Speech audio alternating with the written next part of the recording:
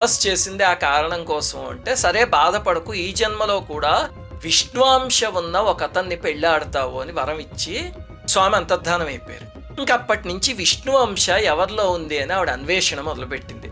ఒక వినాయక చవితికి మహర్షులందరూ నదిలో స్నానం చేసి మట్టితో స్వామి ప్రతిమ చేసి దాన్ని ఒక చెట్టు కింద పెట్టి పూజ చేసుకుని ఆ తరువాత వినాయక తత్వాన్ని ఒక మహర్షి అందరికీ చెప్తూ శుక్లాంబరధరం విష్ణుం శ్లోకాన్ని చెప్తున్నారు. విష్ణుం అనే పేరు ఏమిటి అంటే, విష్ణువు అంటే విశ్వవ్యాపకమైన శక్తి, విష్ణువేనా గణపతేనా ఒకే శక్తికి భిన్నమైన రూపాలంతేను, ఆ శక్తి మాత్రం ఒకటే అని ఏదో చెప్తూ ఉంటే ఆ తల్లి విని, ఓహో అయితే విష్ణువంశతో ఉన్నది గణపతి అన్నమాట అని మనస్సు పొంగిపోయి వెళ్ళి అమాంతం ఆ విగ్రహాన్ని కౌగిలించుకుంది. స్వామి నువ్వే నా పతివి అని మెళ్ళో పూలమాల వేయబోతే గణపతి విగ్రహంలోంచే వారించి, అమ్మా మోహావేశంలో తొందరపడకు, నేను నీ పతిని కాదు అని చెప్పి చెయ్యి కూడా